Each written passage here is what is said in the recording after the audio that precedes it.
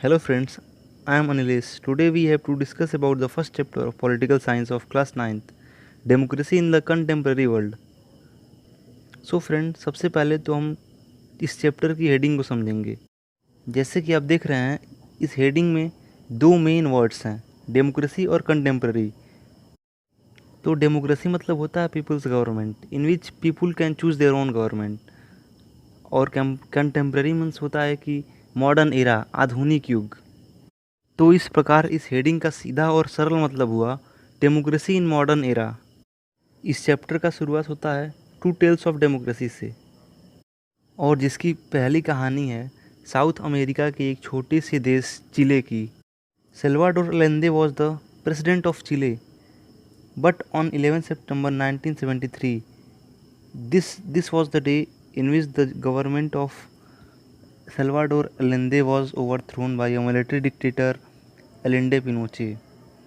तो जिस प्रकार आप समझ सकते हैं कि एक राष्ट्रपति को उसके शासन से हटा देना मतलब कि तख्ता पलट कर देना।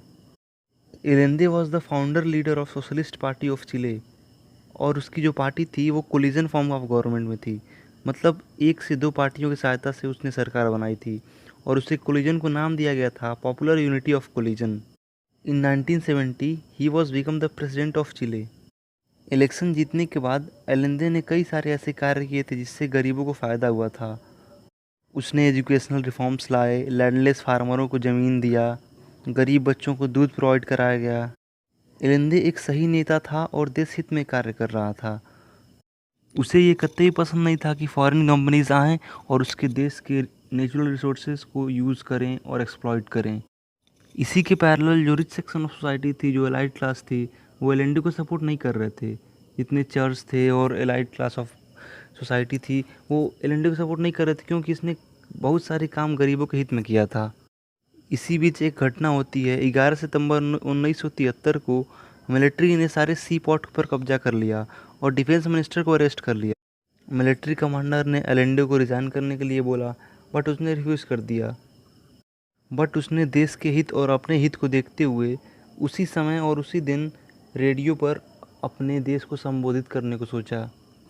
उसके संबोधन इस प्रकार थे: workers of my country, I have faith in Chile and its future. Other man will overcome this dark and bitter movement when treason seeks to prevail. Keep in the mind that much sooner than later the great avenues will again be opened, through which he will pass free man to the construct a better society. Long live Chile, long live the people, long live the workers. And finally आखिर में Allende was killed in military attack and General Augusto Pinochet become the president of Chile. ऐसा माना जा रहा था कि जो United state of America थी वो एलेंडे से नाखुश थी, इसलिए उसने मिलिट्री को हेल्प किया गवर्नमेंट को उखाड़ फेंकने के लिए। राष्ट्रपति बनने के बाद पिनोशे ने 17 साल चिले पर राज किया। Pinochet's government torture and kill several people. इस नई सरकार ने बहुत लोगों को मारा, बहुत लोगों को यातनाएं दी। इसमें से एक थे जनरल एल्बर्टो बैचलेट, अ चिलियन एयरफोर्स पायलट। पिनोशे ने उस जनरल को मरवा दिया और उसके बीवी और बच्चों को जेल में डाल दिया। करीब करीब 3000 लोगों को मरवा गया था उस टाइम, और कई जो थे वो मिसिंग रिपोर्टेड थे, कई कई अपने घर नहीं आए थे। बहुत उत्पात मचा दिया था पिनोशे ने उस टाइम। और करीब करीब 38 साल बाद on January 2006 Michelle Bachelet, daughter of General Alberto Bachelet, become the president of Chile by winning the election. और वहीं पिनोशे की कहानी देखें तो करीब करीब 17 साल बाद 1988 को एक रेफरेंडम के द्वारा पिनोशे अपनी सत्ता से हट गया। 2006 में इलेक्शन जीतने के बाद मिशेल बैचलेट ने अपने राष्ट्रपति का कार्यभार संभाला, और इसी के साथ वह पहली महिला डिफेंस मिनिस्टर बनी किसी भी लैटिन अमेरिका देश की।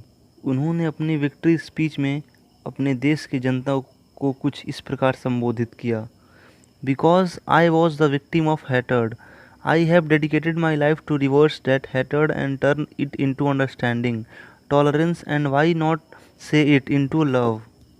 मिशेल बैचलेट ये कहना चाह रही हैं कि इस देश में जितने उत्पात हुए, जितने दंगे फसाद हुए, वो सब मैंने देखा है, और मैंने उस गलत कार्य के से अपने देश की जनता को वापस लाकर एक प्यार भरा राज्य देने का प्रयास किया है। तो चिले की कहानी यही समाप्त होती है। अब अगला कहानी है टेल ऑफ डेमोक्रेसी में पोलैंड की। और जैसे कि आप सब जानते हैं कि पोलैंड एक छोटा सा देश है यूरोप में।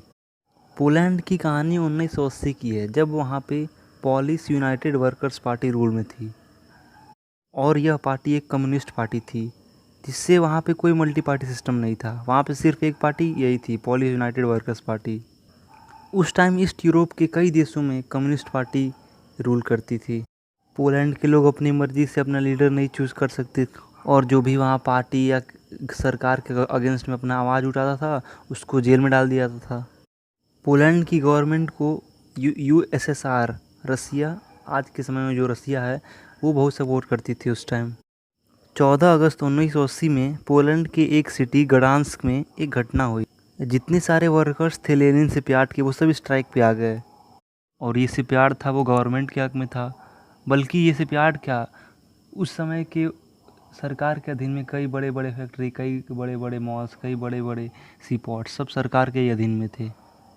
सभी वर्कर्स की यही डिमांड थी कि जो क्रेन ऑपरेटर्स था, एक वर्कर था उस लेनिन शिपयार्ड में, उसको इलीगली डिसमिस कर दिया गया था उसके जॉब से। तो सभी की यही डिमांड थी कि उसको अगेन दोबारा उसको उसके जॉब में लाया जाए। जैसे कि आप सब जानते हैं कि वहाँ कम्युनिस्ट पार्टी का सरकार था, कोई किसी के खिलाफ विरोध नहीं कर सकता था। तो जैसे कि ये वर्कर्स ने अपना एक यूनियन बना के विरोध किया, तो वहाँ के सरकार के लिए यह एक इलीगल काम था, क्योंकि वहाँ कोई भी ओपन इंडिपेंडेंट ट्रेड यूनियन बनाने के लिए सरकार किसी को भी मंजूरी नहीं दी थी। वर्कर्स का स्ट्राइक बढ़ता गया और इसी में एक नया व्यक्ति सामने आया जिसने भी स्ट्राइक को ज्वाइन किया। वो थे लेक वेलेसा, जो कि फॉर्मर इलेक्ट्रीशियन थे शिपयार्ड में, जिनको भी 1976 में उनके जॉब से हटा दिया गया था बिना किसी कारणवश। उनकी गलती बस ये थी कि उन्होंने अपनी सैलरी थोड़ी ज़्यादा मांगी थी। इस तरह वर्कर्स की स्ट्राइक आगे बढ़ती गई। अब वर्कर्स के कई डिमांड थे, जैसे कि इंडिपेंडेंट ट्रेड यूनियन बनना चाहिए, प्रेस पे सेंसरशिप ख़त्म होना चाहिए, जितने पॉलिटिकल प्रिजनर हैं सबको रिलीज़ कर देना चाहिए। इन सभी डिमांड को लेकर वर्कर्स थे जो अपना स्ट्राइक कर रहे थे। ये जो मूवमेंट था वो इतना पॉपुलर हो गया कि गवर्नमेंट को आखिर अपना घुटने टेकने पड़े। सो गवर्नमेंट ने एक एग्रीमेंट साइन किया जिसका नाम था 21 point agreement with the government, जिसके फलस्वरूप सरकार ने सभी मज़दूरों को उनको राइट दिया कि वो ट्रेड यूनियन फॉर्म करें और कभी भी अगर उनके साथ कोई भी अनजस्टिस हो तो वो उसके लिए लड़ें और उसके लिए स्ट्राइक करें। सो एग्रीमेंट साइन होने के बाद उन्होंने अपना एक ट्रेड यूनियन बनाया जिसका नाम था सॉलिडरिटी। और ये पहली बार था कि किसी कम्युनिस्ट स्टेट में कोई ट्रेड यूनियन फॉर्म हुआ हो, कोई मज़दूरों का एक गुट, एक समूह एक साथ एक ट्रेड यूनियन फॉर्म किया हो। जैसे जैसे समय बीतता गया वैसे वैसे मज़दूर इस यूनियन के साथ जुड़ते गए। करीब 1 साल में वहाँ पे 1 करोड़ लोग इस यूनियन में शामिल हो गए। और जो लोग इस यूनियन में शामिल होते वो सरकार की खामियां बताते, सरकार की गलतियाँ बताते, सरकार कैसे गलत कार्य कर रही है, कैसे वो मज़दूरों का शोषण कर रही है, जिससे परेशान होकर सरकार ने एक कदम उठाया। और उस समय पार्टी के लीडर थे जनरल जेरूजलस्की। इस प्रकार दिसंबर 1981 में पूरे पोलैंड में मार्शियल लॉ इम्पोज कर दिया गया, जिसके तहत जितने सॉलिडरिटी के मेंबर थे, जितने मेंबर इकट्ठा होकर बात करते थे, अपना ट्रेड यूनियन बनाते थे, सबको एक एक करके जेल में डाल दिया गया और फिर से उनके अधिकारों का हनन कर लिया गया, फिर से उनके अधिकार छीन लिए गए। और फिर कुछ समय बाद 1988 में सॉलिडरिटी के मेंबर एक बार और एकत्रित हुए और उन्होंने फिर रिवॉल्यूशन करने की ठानी। इस बार गवर्नमेंट कमज़ोर भी थी, उनके पास उतना इकोनॉमी भी नहीं था और इस बार सोवियत यूनियन से उतना सपोर्ट भी नहीं मिल पा रहा था। इसलिए कारणवश सरकार ने एक बार फिर मज़दूरों के साथ निगोसिएशन करने की ठानी, मतलब वार्तालाप करने की ठानी, एग्रीमेंट बनाने की ठानी। और इस एग्रीमेंट से अप्रैल 1979 में फ्री इलेक्शन कराए गए पोलैंड में। अप्रैल 1989 में फ्री इलेक्शन हुए पोलैंड में। सॉलिडरिटी ने पूरे अपने 100 सीटों पे अपने उम्मीदवार उतारे और 100 में से 99 सीट लेकर सॉलिडरिटी ने ये इलेक्शन जीत लिया। और इस प्रकार पोलैंड को एक नया राष्ट्रपति मिला लेक वेलेसा के रूप में। पूरे रिवॉल्यूशन में लेक वेलेसा सामने उभर कर आए थे एक नेता के रूप में, इसलिए सभी वर्कर्स ने उनको अपना राष्ट्रपति मान लिया और वो इस प्रकार वो पोलैंड के राष्ट्रपति बन गए। इस प्रकार हमने 2 स्टोरीज़ पढ़ी, एक चिले की और एक पोलैंड की। इन दोनों स्टोरी में काफ़ी डिफरेंस है, काफ़ी डिफरेंस और काफ़ी समानताएं भी है। चिले में एलेंडे द्वारा चलाई जा रही डेमोक्रेटिक गवर्नमेंट को रिप्लेस करके पिनोशे ने नॉन डेमोक्रेटिक मिलिट्री गवर्नमेंट ला दिया और डेमोक्रेसी को हटा दिया। और पोलैंड में क्या हुआ, जो नॉन डेमोक्रेटिक गवर्नमेंट थी उससे डेमोक्रेटिक कंट्री बन गई पोलैंड। वहाँ पे रेगुलर इलेक्शन होने लगे, मज़दूरों को अपना राइट्स मिलने लगा और जितने शोषित वर्ग थे वो ऊपर उठ के आए, उनको उनका हक और उनका राइट मिल गया। अब हम डिफरेंसेस देखेंगे कि पोलैंड में और चिले की गवर्नमेंट में क्या डिफरेंस था। चिले एक मिलिट्री डिक्टेटर द्वारा रूल किया जा रहा था, जबकि पोलैंड एक कम्युनिस्ट पार्टी द्वारा रूल किया जा रहा था। पोलैंड की पॉलिटिकल पार्टी ये क्लेम करती थी कि वो वर्कर क्लास को रिप्रेजेंट करती है, वर्कर क्लास के बिहाफ पे है, जबकि ये था नहीं, लेकिन वो रिप्रेजेंट करती थी। जबकि पिनोशे ऐसा कुछ नहीं बोलता था, वो खुलकर अमीर जाति को सपोर्ट करता था, एलाइट क्लास को सपोर्ट करता था। अब चलिए इन 2 स्टोरीज से हम डेमोक्रेसी का मतलब समझते हैं। आखिर डेमोक्रेसी एक्चुअली में है क्या? देखिए, डेमोक्रेसी का एक्चुअली जो मीनिंग बनेगा वो ये बनेगा कि democracy is a form of government that allows people to choose their ruler.